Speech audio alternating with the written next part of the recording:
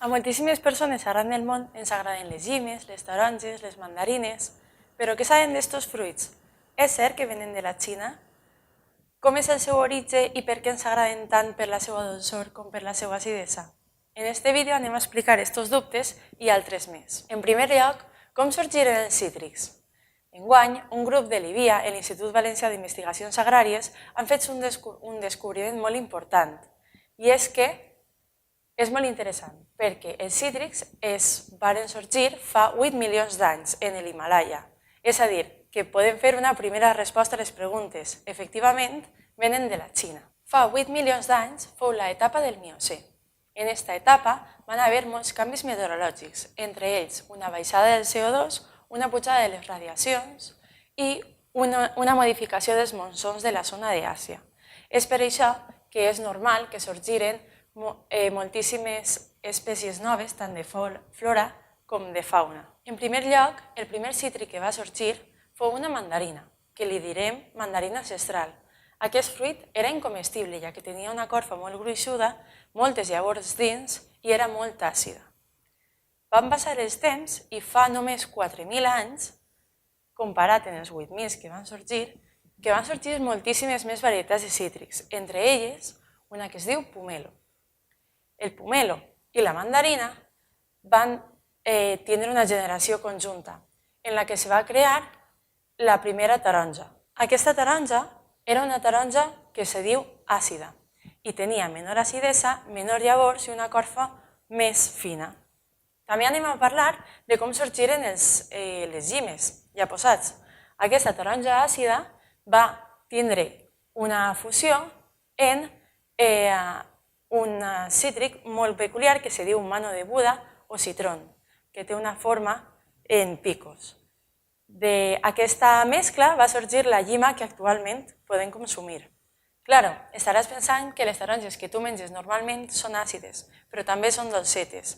I és que, després d'aquesta primera creació de la taronja amarga, van haver més mescles entre els pomelos i les mandarines ancestrals, que van donar lloc a les taronges dolces, que són les taronges que avui dia podem consumir. Al segle XIX, un pare d'un orfelinat d'Argèlia va creuar una mandarina en una taronja dolça, obtinguent una nova espècie que se diu clementina, en honor a este home. Estos cítrics van tindre molt d'èxit, ja que eren més fàcils de pelar, més dolços i en una coloració més taronja.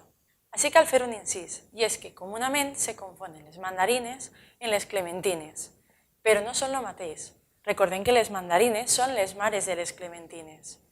El que passa és que es confonen molt perquè tenen la pell suau per a llevar-la fàcilment, tenen poques llavors i són xicotetes.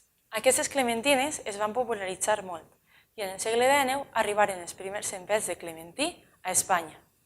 Es pot veure que des de la zona de l'origen dels cítrics va haver una migració cap a Europa, passant per Argèlia. En 1953 va haver una mutació espontània en una dels clementinos que hi havia en nules, creant-se una nova varietat de clementines, que es diu clemenules.